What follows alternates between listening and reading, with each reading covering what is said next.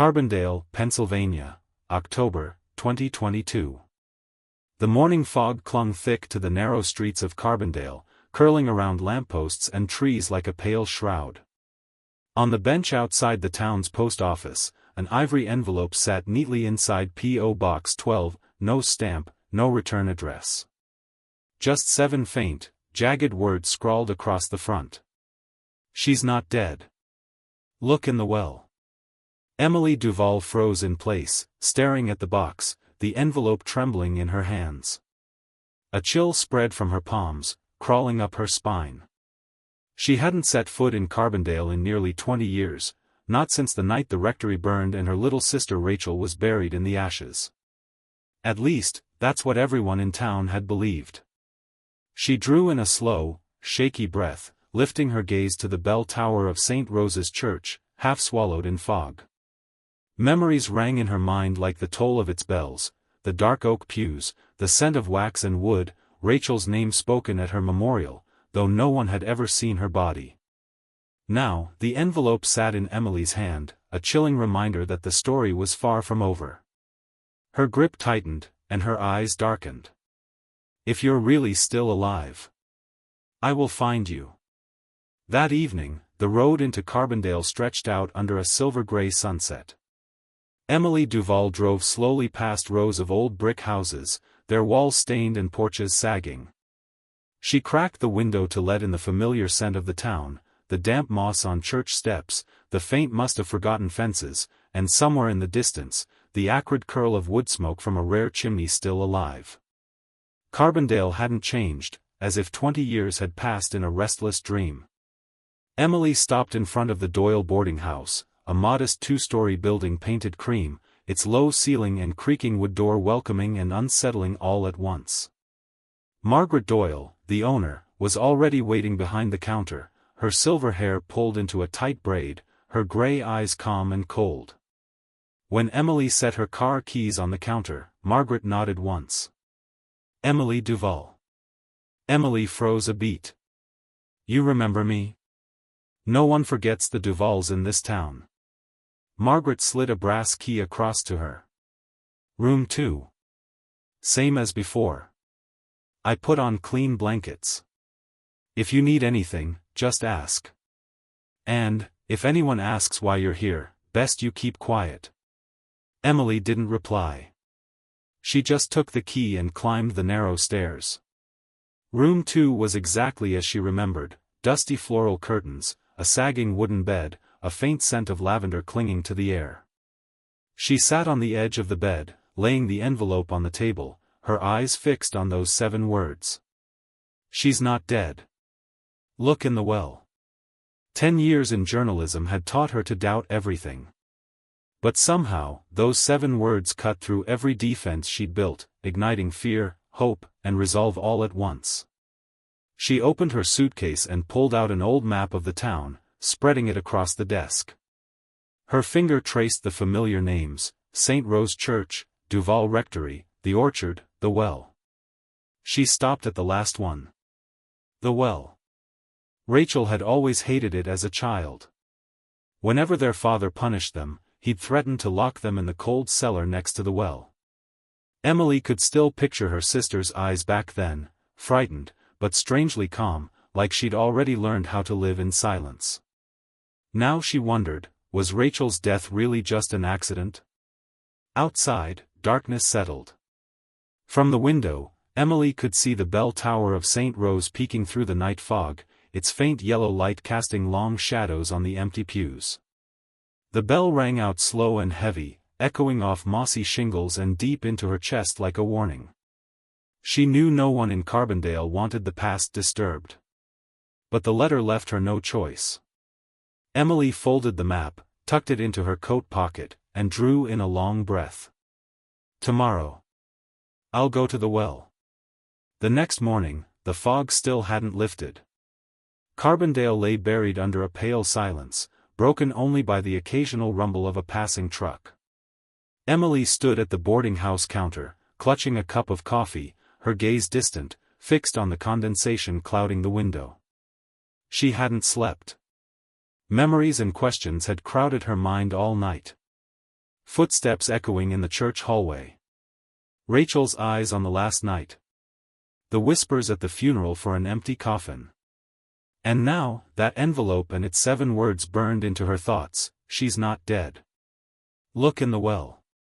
She tightened her grip on her coat. It was time. The old Duvall property sat at the far end of Church Lane, overrun by weeds. Emily parked at the roadside, her boots sinking into damp earth as she stepped out. Ahead of her, the rectory's remains stood silent, nothing but a heap of charred brick, a broken chimney, and blackened beams jutting out of the ground. The air here still carried the damp, musty scent of ashes and moss, as if the fire's breath had never fully left. She inhaled deeply and pressed on, pushing through knee-high grass toward the orchard. The once straight rows of pear and apple trees had long since grown wild, their branches gnarled and clawing at the air. At the center, the well revealed itself. Its stones were cracked and slick with moss. The rotting wooden lid sagged, exposing a circle of darkness below. The iron crossbeam that once locked it shut was gone. Emily knelt, running her fingers along the edge of the wood, feeling the grit and dirt under her skin. Someone had opened it. She pulled a flashlight from her pocket, clicked it on, and angled the beam into the depths. The weak light cut down through damp stone walls, patchy with green. About 30 feet below, something faintly metallic caught her light. A ladder. Emily shivered.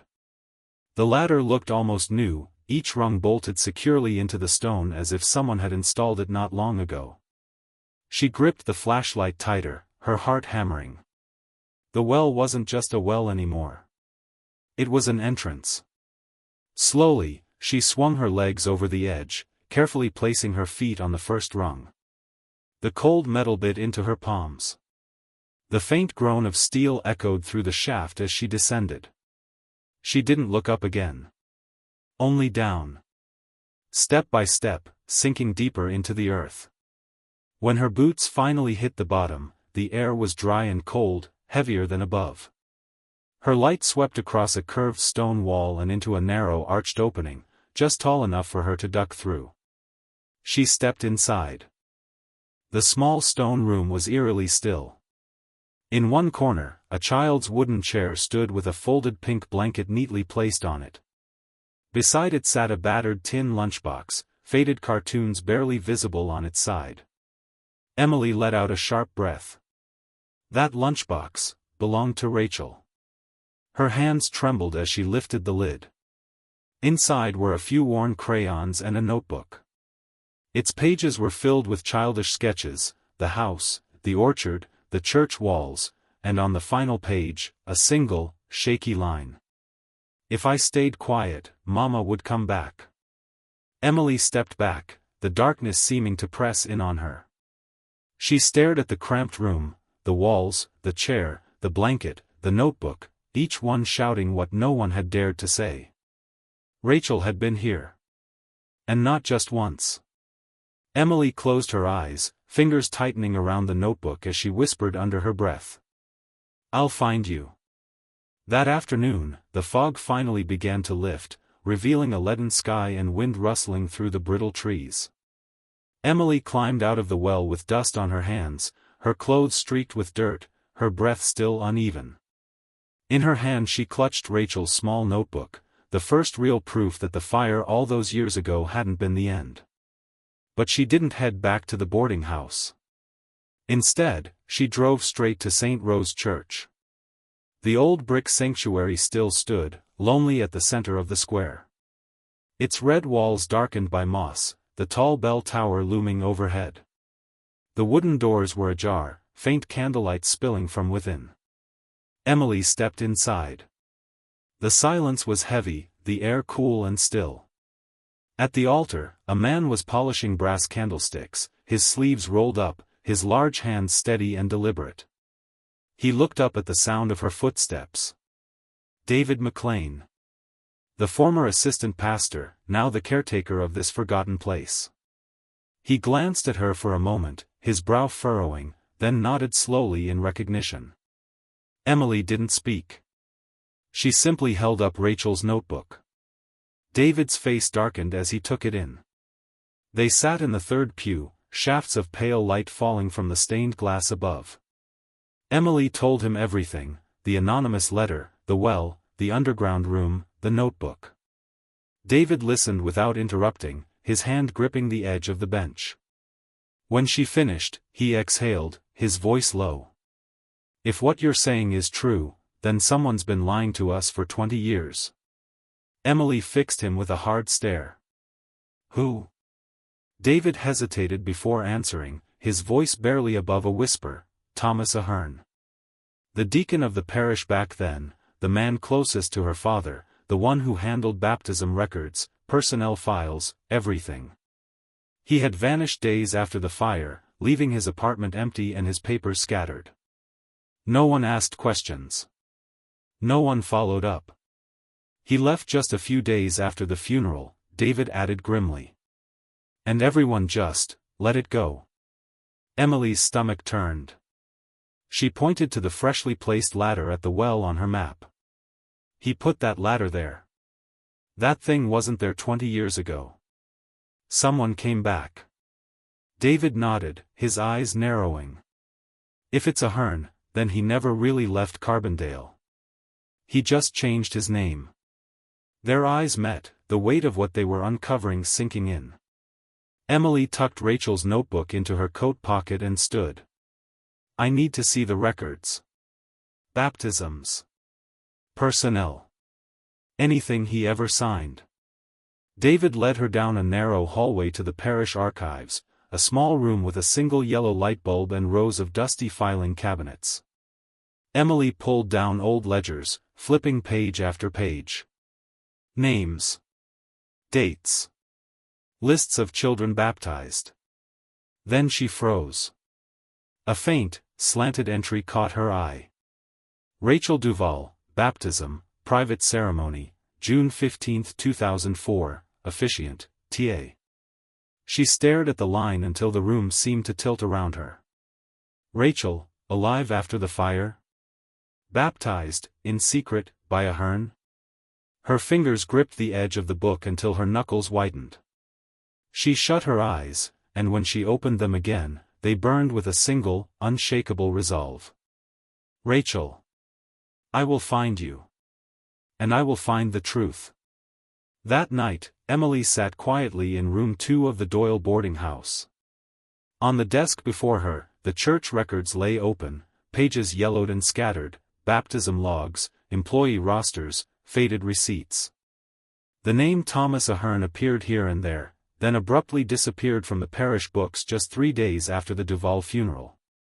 She slowly gathered the papers into a neat stack, her eyes dark and distant. Ahern had changed his name. That much was certain.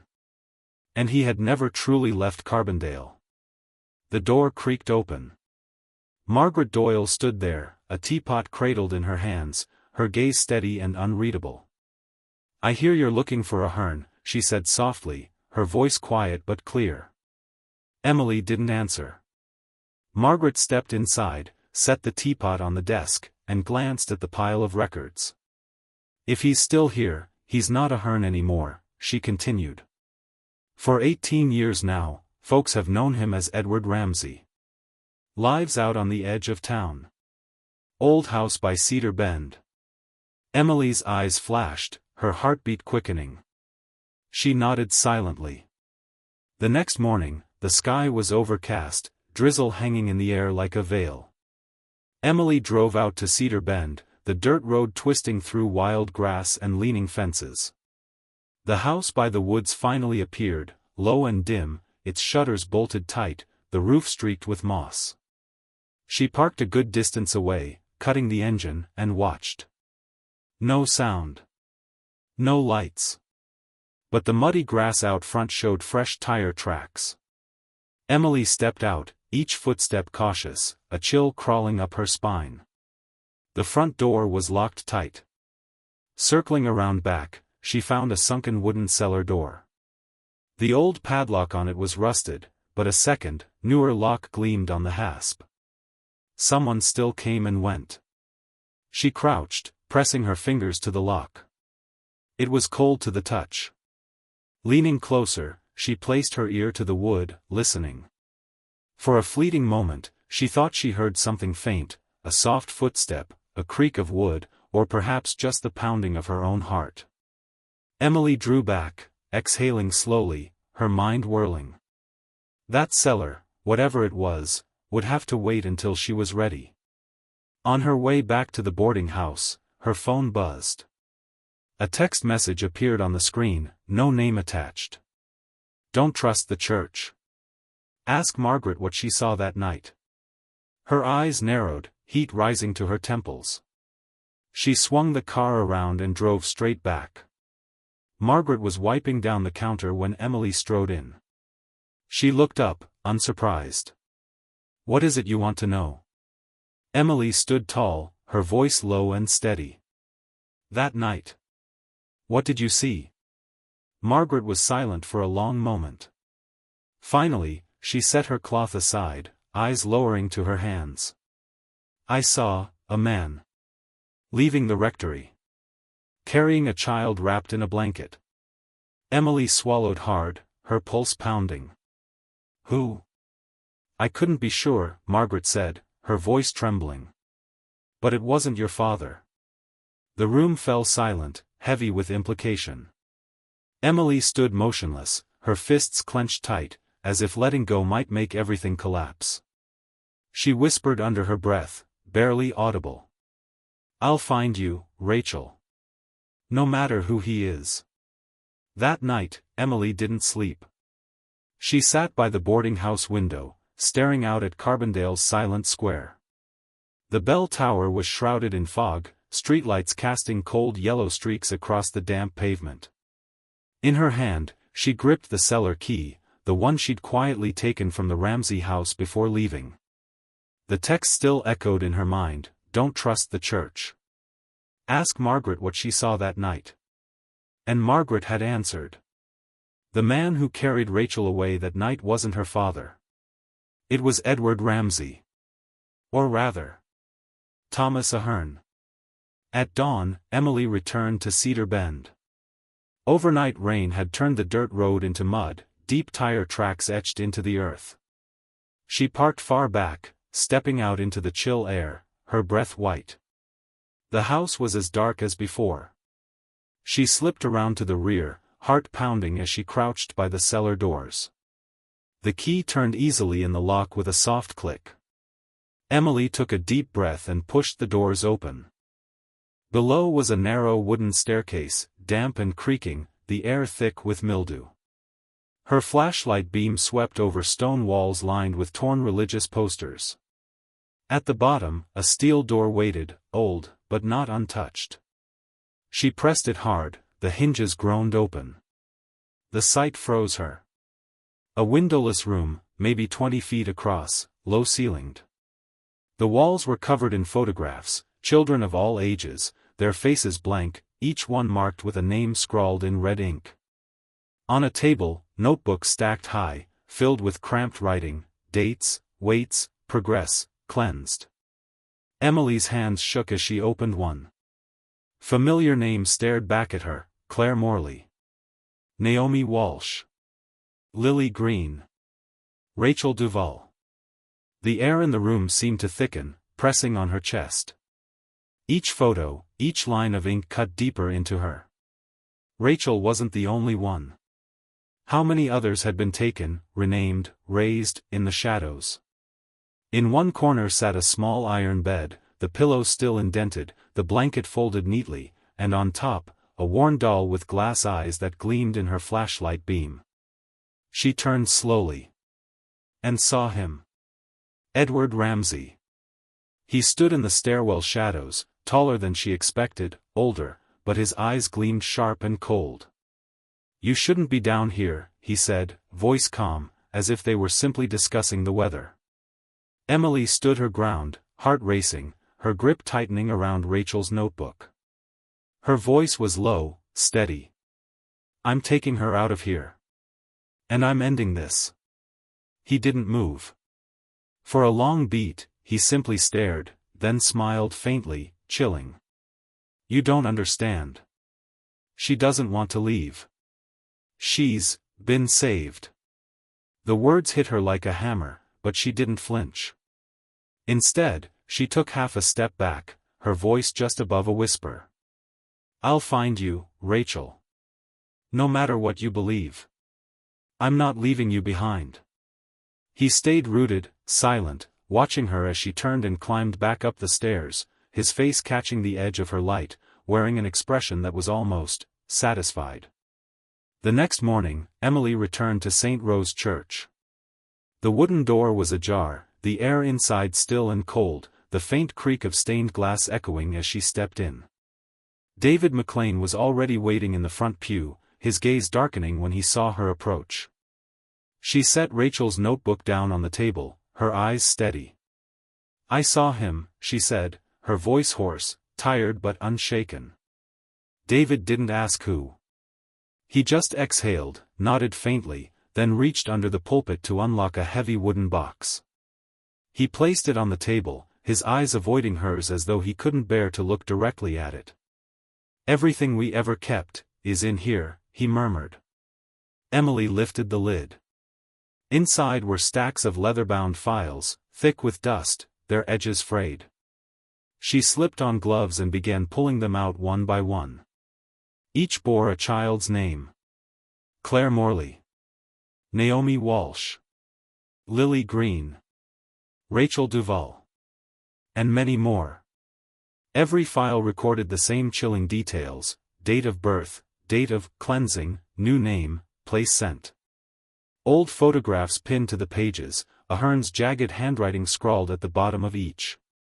They called it the instruction program, David whispered grimly. Sanctifying the children, taking them from their families. Emily opened Rachel's file. On the first page was a photo of her little sister at 8 years old, wide-eyed and terrified. Beneath it, in heavy ink, Ellie Ramsey. Cleansed. Her throat tightened. She brushed her fingers over the photo, feeling the paper tremble under her touch. You knew, David, she murmured. You've known all this time. David stayed silent, his face clouded. Finally, he gave a small, heavy nod. I didn't have the courage, until now, he admitted, locking eyes with her. You're the only one still looking for her. Emily closed the file, wrapped it tightly, and held it to her chest like her own lifeblood. She rose to her feet, her voice quiet but sharp as steel. I won't just find her. I'll drag all of you into the light. David lowered his head, saying nothing, his knuckles widening as he gripped the pew. As Emily walked out of the sanctuary, the church bell tolled slowly, its deep notes rolling over the square. Under her coat, the files pressed heavy against her chest, but with every step, she felt lighter, steadier, as though her fear had burned itself into pure fury. On the church steps, Emily pulled out her phone and called a number, a former colleague at the Chicago paper. I have a story, she said, her voice low, her eyes hard as stone. And I'm going to tell it all. 2 days later, the headline appeared on the front page of the Chicago Tribune. The Carbondale Cleansing, How a Town Buried Its Children. Beneath the bold black title was a grainy photo of St. Rose's bell tower shrouded in fog, and next to it, Rachel's face at 8 years old, her terrified eyes staring straight ahead. Emily sat alone in a small Chicago cafe, her phone buzzing incessantly. Messages, emails, calls, reporters from national outlets, families of other missing children, strangers with stories of their own. She only stared at the screen, hands wrapped tight around her coffee cup, her eyes dark and unflinching. She'd done the right thing. But she knew the real fight was just beginning. That night, she drove back to Carbondale. As she neared the outskirts, her headlights caught fresh spray-painted words on the walls and fences lining the road. Traitor. Go away. We don't want you here. Emily didn't stop. She drove through the square, past the dim porches, the faint glow of windows. From the shadows, townsfolk watched her, cold, angry, afraid. When she reached her room at the boarding house, the door was ajar. The lock had been broken. Emily froze for a moment, then pushed it fully open. The room was a mess. The dresser toppled, papers scattered, files torn. On the wall, scrawled in something red and ugly. "Stay quiet. Or you'll join them." Emily didn't flinch. She bent down, picked up an intact file, and tucked it deep into her coat. Her hands trembled slightly, but her eyes were steady and cold. She walked to the desk, tore a scrap of paper, and scribbled a single line. "I won't be quiet. Not ever." She pinned it to the wall, right under the threat, and walked out. Outside in the square, a light rain began to fall. Emily pulled her coat tighter, looking up at St. Rose's bell tower, now blazing against the night sky. The bells rang slowly, their deep tones rolling through the empty streets like a challenge. She knew she was playing against the dark, a town that didn't want the light to come. But she couldn't stop now. Through the drizzle, she walked toward the church, her eyes sharp as steel. "I'll find you, Rachel. No matter how deep they've buried you." The next morning, Carbondale lay under a dull gray sky, drizzle soaking the sidewalks. Emily stood in front of St. Rose, the files tucked inside her coat, her eyes bloodshot after another sleepless night. She was ready. Pushing through the familiar wooden doors, she found David McLean waiting in the nave, a ring of keys in his hand, his expression faintly unsettled as she approached. "Are you sure?" he asked quietly. Emily nodded. "There's no turning back." David led her behind the pulpit, down a narrow stairwell into the deep archive vault below. The air was damp and close, the faint glow of a single bulb illuminating faded crucifixes on the stone walls. At the end of the hallway stood a heavy steel door, a tarnished plaque above it barely legible, "Sanctuary." David slid a key into the lock. The door groaned open. Emily stepped inside. The room was twice the size of Ramsay's cellar, but colder, emptier. Along the walls hung wooden boards etched with names. Each name followed by a date, each date crossed through in red. In the far corner sat a small desk, a thick ledger open to the middle. Ellie Ramsay. Status, compliant. Location, undisclosed. Emily's stomach churned. Heat flushed through her veins, searing her resolve. She flipped to the next page. There, clipped to the sheet, was a photograph, Rachel, now a grown woman, her brown hair loose, her eyes hollow, her back rigid like a statue, her mouth pressed into a thin line. The photo was recent. Just months old. "She's still in the program," David said behind her, his voice thick with guilt. "Not here in Carbondale. But, still theirs." Emily's fingers dug into the photo, her nails creasing the paper. Only one promise burned in her mind now. "I will pull you out. No matter where they've hidden you." David slowly placed a slip of paper on the desk, an address. Just the name of a distant town in Utah, where the churches, homes, still operated quietly, in the shadows. Emily picked it up, her gaze turning to steel. She turned and walked away, her footsteps echoing down the stone corridor like a ringing challenge. As the vault door closed behind her, she knew she had stepped to the very edge, where only one gatekeeper remained, one dark hand still clutching Rachel. And she was going to break it. A week later, Emily stood outside a gray stone building on the edge of the small town of Grantsville, Utah. The air was cold, snowflakes drifting down to dust the steps leading to the double doors. The sign on the wall read, "St. Bridget's Residential Home." She took a deep breath, her hand tightening around the folder in her coat pocket. This was where the trail had led her. The place the photograph had made clear, Rachel was still theirs. Emily pushed the doors open. Inside, the air was eerily still, the long hallway lined with framed saints. An elderly nun greeted her with a wary nod, saying nothing, simply pointing to the end of the corridor. At the last door, slightly ajar, Emily stopped. Her heart pounded, her palms damp with cold sweat. She eased the door open. The room was small, painted white, bare. Against the window sat a young woman with long brown hair, staring blankly out at the falling snow. Rachel. Emily's breath caught. She stepped closer, her heels clicking softly on the tile, each sound echoing in her chest like a drumbeat. Rachel didn't turn. She only murmured, voice hoarse, hollow. They said. I have to stay here. Emily sank to her knees beside her, her trembling hand reaching for her sister's. No, she said, her voice cracking. I'm here now. I'm taking you out. They can't keep you anymore. For the first time, Rachel blinked. Her gaze slowly drifted to Emily, and a single tear slipped down her cheek, breaking the ice in those tired eyes. Emily wrapped her arms around her, burying her face in Rachel's shoulder. Together, they shook, just as they had all those years ago. Outside, the chapel bells tolled, slow and solemn. 2 weeks later, national headlines blared the news of a federal investigation into the church's instruction program.